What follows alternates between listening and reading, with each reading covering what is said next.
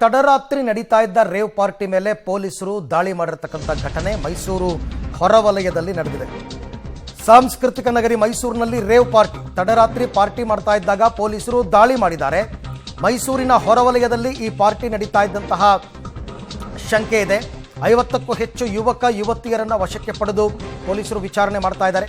Raid ವೇಳೆ ಯಾವುದೇ ಮಾದಕ ವಸ್ತು ಪತ್ತೆಯಾಗಿಲ್ಲ ಅನ್ನುವಂತಹ ಮಾಹಿತಿ ಇದೆ. ಎಲ್ಲರ ರಕ್ತದ ಮಾದರಿಯನ್ನು ಸಂಗ್ರಹಿಸಿ FSLಗೆ ರವಾನೆಯನ್ನು ಮಾಡಲಾಗಿದೆ. ಬ್ಲಡ್ ಟೆಸ್ಟನ್ನು ಮಾಡ್ತಾರೆ. ಬ್ಲಡ್ ಟೆಸ್ಟೆಲ್ಲ ಮಾಡಿದಾಗ ಅದರಲ್ಲಿ ಮಾದಕ ವಸ್ತುಗಳ ಸೇವನೆ ಆಗಿದ್ದರೆ ಅದರ ಅಂಶ ಇರತಕ್ಕಂಥದ್ದು ಗೊತ್ತಾಗುತ್ತೆ. ಹಾಗಾಗಿ ಈ ಥರ ಪಾರ್ಟಿಗಳಲ್ಲಿ ರೇಡ್ ಮಾಡಿದಾಗ ಸಾಮಾನ್ಯವಾಗಿ ಬ್ಲಡ್ ಸ್ಯಾಂಪಲನ್ನು ತಗೋತಾರೆ. ಅಲ್ಲಿದ್ದಂತಹದ್ದು ಯುವಕ ಯುವತಿಯರೆಲ್ಲರೂ ಕೂಡ ಇದ್ದರು ಅಂತಕ್ಕಂಥ ಮಾಹಿತಿ. ಈ ಬಗ್ಗೆ ಮತ್ತಷ್ಟು ಮಾಹಿತಿ ನನ್ನ ಕೊಲೀಗ್ KP ನಾಗರಾಜ್ ಅವರಿಂದ ಪಡ್ಕೊಳ್ಳೋಣ. KP, ಇದು ಎಲ್ಲಿ ನಡೆದಂತಹ ಘಟನೆ, ಯಾವಾಗ ರೇಡ್ ಆಗಿರ್ತಕ್ಕಂಥದ್ದು, ಏನಾದರೂ ಮಾದಕ ವಸ್ತು ಬಳಕೆ ಆಗಿತ್ತು ಅಂತಕ್ಕಂಥ ಅನುಮಾನ ಇದೆಯಾ, ಹೇಗೆ? ಅರವಿಂದ್, ಮೈಸೂರಿನ ಹೊರವಲಯದಲ್ಲಿ ಅಂದರೆ KRSನ ಹಿನ್ನೀರಿನ ಭಾಗದಲ್ಲಿರುವಂಥ ಒಂದು ತೋಟದಲ್ಲಿ ಈ ಒಂದು ರೇವ್ ಪಾರ್ಟಿ ನಡೆದಿದೆ ಅನ್ನುವಂತಹ ಅನುಮಾನಗಳೀಗ ವ್ಯಕ್ತವಾಗ್ತಾ ಇರುವಂಥದ್ದು. 150ಕ್ಕೂ ಹೆಚ್ಚು ಯುವಕ ಯುವತಿಯರು ಈ ಒಂದು ಪಾರ್ಟಿಯಲ್ಲಿ ಭಾಗವಹಿಸಿದ್ದಾರೆ.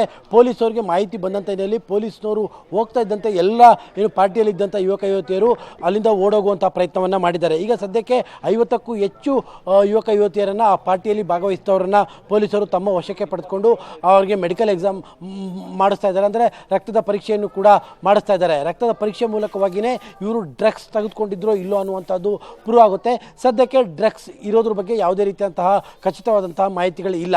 ಆದರೆ ಸ್ಥಳದಲ್ಲಿ ಮದ್ಯದ ಬಾಟಲ್ಗಳು ಮತ್ತು ಸಿಗರೇಟ್ನ ಪ್ಯಾಕೆಟ್ಗಳು ಎಲ್ಲದೂ ಕೂಡ ಸಿಕ್ಕಿದೆ. ಎಲ್ಲದನ್ನು ಕೂಡ ಪೊಲೀಸರು ವಶಕ್ಕೆ ಪಡೆದುಕೊಂಡಿದ್ದಾರೆ. ಒಟ್ಟು ಒಬ್ಬರಿಗೆ 2,000 ರೂಪಾಯಿ ಹಣವನ್ನು, ಅಂದರೆ ಪಾರ್ಟಿಯ ಎಂಟ್ರಿಗೆ 2,000 ರೂಪಾಯಿ ಹಣವನ್ನು ನಿಗದಿಯನ್ನು ಮಾಡಲಾಗಿತ್ತು. ಅದರ ಜೊತೆಗೆ ಜರ್ಮನಿಯಿಂದ ಒಬ್ಬರು ರ್ಯಾಪರ್ ಕೂಡ ಬಂದು, ಇಸ್ರೇಲ್ನಿಂದ ಒಬ್ಬ ರ್ಯಾಪರ್ ಕೂಡ ಕರೆಸಿ ಈ ಒಂದು ಪಾರ್ಟಿಯನ್ನು ಮಾಡ್ತಾ ಇದ್ರು ಅನ್ನುವಂತಹ ಅಧಿಕೃತವಾದಂಥ ಮಾಹಿತಿಗಳು ಲಭ್ಯವಾಗ್ತಾ ಇದ್ದಾವೆ. ರಕ್ತದ ಪರೀಕ್ಷೆಯ ವರದಿ ಬಂದ ನಂತರದಲ್ಲಿ ಈ ಒಂದು ಪ್ರಕರಣದಲ್ಲಿ ಡ್ರಗ್ಸ್ ಬಳಕೆ, ಈ ಒಂದು ಪಾರ್ಟಿಯಲ್ಲಿ ಡ್ರಗ್ಸ್ ಇತ್ತೋ ಇಲ್ಲ ಅನ್ನುವಂಥದ್ದು ಸ್ಪಷ್ಟವಾಗುತ್ತೆ. Arvind. Okay KP, thank you. ತಮ್ಮೆಲ್ಲ ಮಾಹಿತಿಗೆ ಧನ್ಯವಾದ. ಬೆಂಗಳೂರಿನಲ್ಲಿ ನಡೀತಾ ಇದ್ದಂತಹ ರೇವ್ ಪಾರ್ಟಿಗಳು ಈಗ ಜಿಲ್ಲೆಗಳಿಗೂ ವ್ಯಾಪಿಸ್ತಾ ಇದೆ.